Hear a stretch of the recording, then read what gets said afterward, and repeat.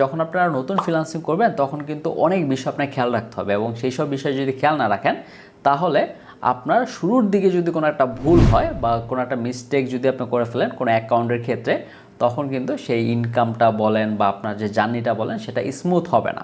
তো আপনার কোন কোন বিষয়ে খেয়াল রাখতে হবে যখন আপনি শুরুর দিকে কাজ করবেন সেই পুরো ব্যাপারটাই আজকে ভিডিওতে আলোচনা করব। যে ফ্রিল্যান্সিং করে যখন আপনি আয় করতে যাবেন তখন আপনাকে শুরুতে কিছু টিপস অ্যান্ড ট্রিক্স ফলো করতে হবে। আর এই জিনিসগুলো যদি আপনি মাথায় না রাখেন তখন কিন্তু আপনার ক্যারিয়ারটা শুরু হওয়ার আগেই থেমে যাবে বা সেখান থেকে কিন্তু বেশি সাকসেস নাও পেতে পারেন। তো প্রথম যে পয়েন্টটার কথা বলবো সেটা অনেকেই করে না বা অনেকে হয়তো বা বুঝে না। আপনি যখন শুরুতে কাজ করতে যাবেন আপনি শুরুতে বাজেটের দিকে খেয়াল রাখবেন না এবং আপনি বড় প্রজেক্ট নেবেন না। শুরুতে যেহেতু আপনার ক্যারিয়ারটা শুরু, সেখান থেকে শুরুতেই যদি আপনি একটা $500, $1000, $2000 একটা প্রজেক্ট নিয়ে ফেলেন এবং সেটা যদি সাকসেসফুল না হয় তখন কিন্তু সেখানে একটা ব্যাড রিভিউ পড়তে পারে বা সেটা আপনার কমপ্লিট হবে না, আপনার অ্যাকাউন্টটা ডাউন হয়ে যাবে।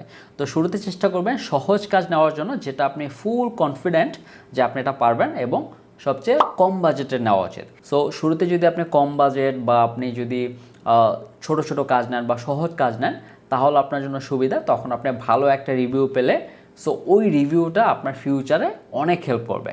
সো এটা মাথায় রাখতে হবে যখন আপনি শুরুর দিকে কাজ করবেন তখন ছোট প্রজেক্ট বা ছোট বাজেটের প্রজেক্ট অথবা আপনি সহজ যে কাজগুলো যেগুলো আপনি শিওর যেটা আমি পারবই ওই সব কাজগুলো নেবেন।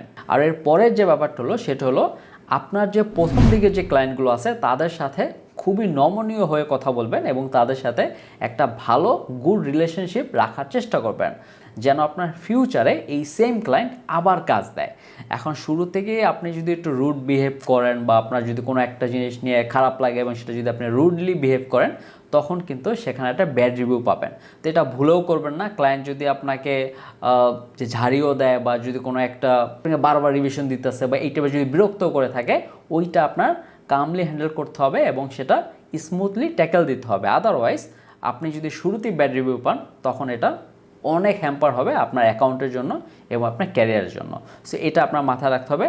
প্লাস হলো আপনার ধৈর্য ধারণ করতে হবে যেন আপনার এই যে প্রজেক্টটা যেটা আপনি নিতেছেন ছোট বড় যেটাই নেন না কেন সেটা যেন সাকসেসফুলি আপনি কমপ্লিট করে একটা ভালো ফিডব্যাক নিতে পারেন। তো সেটার জন্য যা যা আপনার করার দরকার সেটাই আপনার করতে হবে। আর এর পরের ব্যাপারটা হলো যে আমরা যে কোনো একটা স্কিল শিখে আমরা কাজ শুরু করতে যাই, বাট আমরা যখন কাজ করতে যাই তখন কিন্তু আমাদের আরও অনেক সিম্পল স্কিল যেগুলো আপনার কাছে নতুন বা এগুলো আপনাকে কোনো কোর্সে শেখাবে না।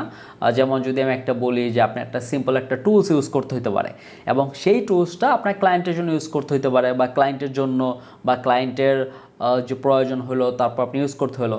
এখন এই সব যে নতুন স্কিল বা আপনি যে কোনো একটা নতুন জিনিসকে অ্যাডাপ্ট করে নেবেন আপনার ভিতরে এই স্কিলটা আপনার থাকতে হবে বা এই ইচ্ছাটা আপনার থাকতে হবে। এখন কোনো একটা ভিন্ন জিনিস দেখলেন এবং সেটা দেখে আপনি ঘাবড়ে গেলেন, এটা করলে হবে না। আপনি হয়তো বা যে গুগলে হেল্প নিতে পারেন, আপনি ইউটিউবে হেল্প নিতে পারেন।